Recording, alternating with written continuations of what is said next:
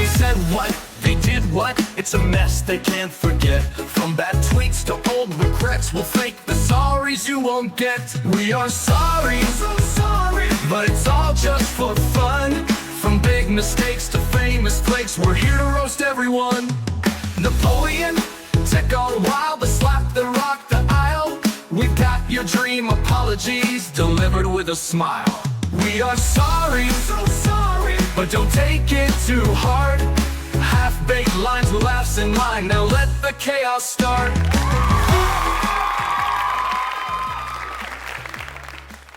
Good evening, and welcome to We Are Sorry, the only show where apologies are as empty as a politician's campaign promises, but at least we make them entertaining. I'm your host, the political apologizer, the slick, suit-wearing embodiment of everything that sounds sincere but really isn't.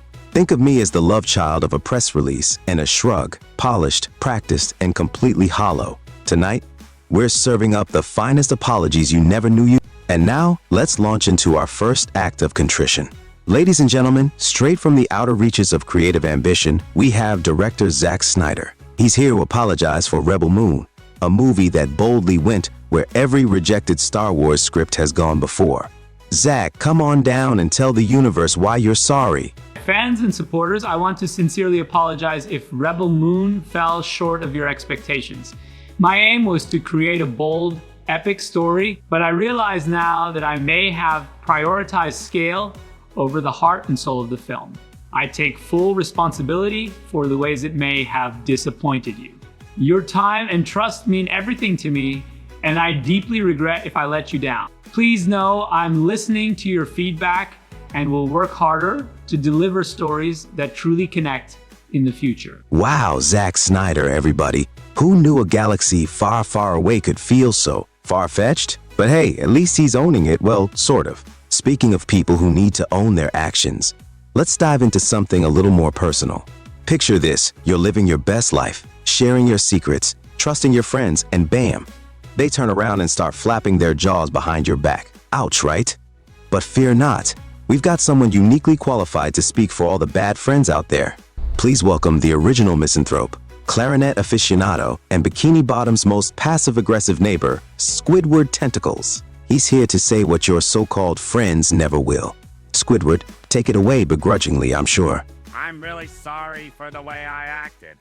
I know talking behind your back and not being genuine with you was wrong. I can only imagine how hurtful and disappointing that must have been, especially since you deserved honesty and respect.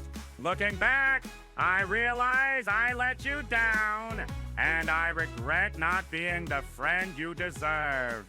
I hope you can find it in your heart to forgive me, even if it takes time. You deserved better, and I'm truly sorry for the hurt I caused. Well, wasn't that refreshing? Squidward Tentacles, everybody, proving that even the most grumpy among us can hit the right note. Well, metaphorically anyway. Now let's move from bad friends to worse authority figures. You see, there's a special place in the annals of disappointment for headmasters and principals who think humiliation is a teaching tool. Gourmet cuisine is cafeteria slop, and students are stepping stones to their personal glory. It's a real ministry of mediocrity, wouldn't you say? And who better to tackle this than the queen of condescension herself? Straight out of Hogwarts and into the hot seat, Dolores Umbridge.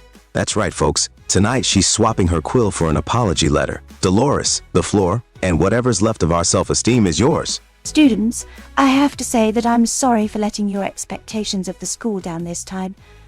Unfortunately, life is such that you don't get what you want every time you want it.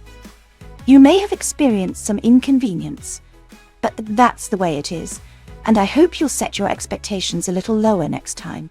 Wow, Dolores Umbridge, everyone. The only person who can make a middle school headmaster look like a role model. It's not every day you hear an apology wrapped in pink and tied with a bow of passive aggression, but hey, progress is progress. Now, let's shift gears from schoolyard tyranny to geopolitical tragedy. Up next, we tackle the weight of history itself. Imagine a nation torn apart, families displaced, and wounds that still ache decades later. No, it's not another episode of Game of Thrones. It's the breakup of Yugoslavia. Here to take the stage, with an apology as overdue as it is monumental, is Aleksandar Vučić. Once a voice in the storm of nationalism, he's now here to reflect on the role he played in those dark days. Alexander, the spotlight and the weight of history is yours. And our neighbors across the Balkans, I stand before you today to acknowledge the past and my role. During the 1990s, I was part of a political path that, in hindsight, contributed to the pain, suffering, and division that still affects many lives today. My words and actions during that time reflected beliefs that I no longer hold or agree with. And I deeply regret any part I played in promoting ideas that caused harm.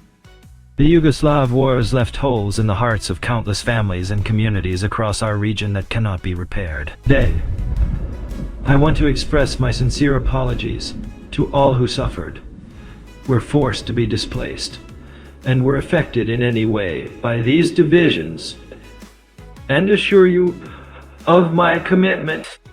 Moving forward, I pledge to work tirelessly for a country that respects human rights, values free expression, and peace and cooperation within our borders and with our neighbors. Together, I believe we can build a future that honors those we've lost and reflects the best of who we are and what Serbia can be. That was Alexander Vučić, folks, offering an apology so heavy it might just tip the scales of history. Who knew geopolitics could feel like a family therapy session, huh? But don't get too comfortable, because our next apology hits a little closer to home, on the campaign trail to be precise. Imagine being stuck in the political crossfire, trying to make up your mind, only to be mocked, belittled, and yes, even villainized. That's right, it's time to talk about Kamala Harris and her, let's say, aggressive approach to persuasion. So, here to make amends for the name-calling and polarization, please welcome presidential candidate Kamala Harris. Kamala, grab the mic and this rare chance to apologize to, well, everyone. To take a moment to address something important. Recently, my words conveyed an unintended message about those who did not vote for me or do not support me. I want to be clear, it was never my intention to label or categorize any group of Americans based on their political choices or personal beliefs. I recognize that people vote for many reasons, and while I may passionately advocate for my policies, I do not believe that disagreement or differing political views make anyone inherently racist. I apologize if my comments hurt or alienated anyone. I will work harder to ensure my words reflect that intention moving forward. Thank you. Kamala Harris, ladies and gentlemen, proving that even the sharpest political elbows can attempt a softer touch. It's not every day you see a politician step out of the echo chamber and into the hot seat, so let's give her a round of applause, or at least a polite golf clap. Now, speaking of echo chambers, let's talk about social media. You know, that magical land where your friends are the first to cheer for your struggles and the fastest to ghost you when you succeed. It's a phenomenon so common it needed its own ambassador of apologies. And who better to handle this than the architect of our digital lives himself, Mark Zuckerberg? That's right, he's here to speak on behalf of all the unfollow happy folks who let their insecurities get the better of them. Mark, log in and take it away. Hello everyone. Today, I want to acknowledge a situation that reflects our shared human flaws. To the person whose life became brighter and better, we, the ones who unfollowed you, owe you an apology. We are deeply sorry for making you feel unsupported during your time of happiness and growth. It was our insecurities, our inability to celebrate your success that led us to withdraw. That wasn't fair to you, and it wasn't kind. You deserved unwavering support and joy from those around you, whether in hardship or triumph. You are worthy of genuine connection. Mark Zuckerberg, everyone, showing us that even the man who built the ultimate like machine understands the sting of a digital cold shoulder. Who knew you could get ghosted by people who still watch your stories? Thanks for that, Mark. Meta indeed. Now, let's move from the world of unfollows to the age-old art of unpaid debts. Picture this, a crisp $5 bill, a friendship built on trust, and one stubborn refusal to pay it back. Sounds like the plot of a gripping indie film, right? Well, tonight, we've got none other than Justin Trudeau stepping up to apologize for Andrew Puglisi, who still owes Liamar Filancita that elusive $5. Because when you're the Prime Minister, no debt or drama is too small. Justin, the podium and a pocket full of change are yours. My fellow Canadians, today I must issue a heartfelt apology to Leomar Fiel and Chetta on behalf of Andrew Pulis and, by extension, all of us who have ever been slow to fulfill a promise. Leomar, you deserve better. It is with deep regret that Andrew has not yet repaid the favor he owes you. A failure that falls short of the trust and respect that define true friendship. This is not the Canada we strive to be, one of fairness, honor, and accountability. Andrew, it is time to make amends. A delayed favor is not just an unpaid debt, it is a symbol of the faith Leomar has in you. Please, for the sake of your friendship and the integrity of this great nation, let us resolve this matter without further delay. On behalf of Andrew and all Canadians who have ever fallen short, I apologize. We can and must do better. Thank you, Leomar, for your patience. And thank you, Canada, for reminding us all of the importance of keeping our word. Ah, Justin Trudeau, the man who can turn even a missing $5 bill into a state affair. Who needs Venmo when you've got a Prime Minister to smooth things over? Truly, leadership at its finest, or at least its funniest. Now, let's shift from unpaid debts to unpaid respects. Our next apology hits right in the heart of Ontario, where one man decided science just wasn't in the budget. That's right. It's time for Doug Ford to face the music and the microscope for his decision to shut down the Ontario Science Centre. So, grab your lab coats and prepare for an experiment in accountability.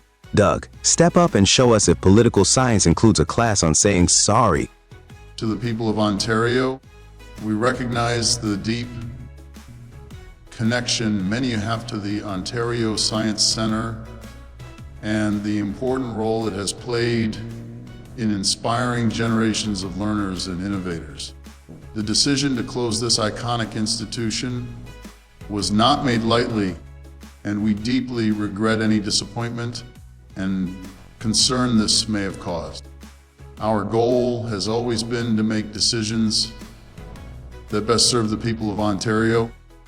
Elect Trump, balancing our commitment to preserving cherished landmarks with the need to address evolving priorities and ensure sustainability for the future.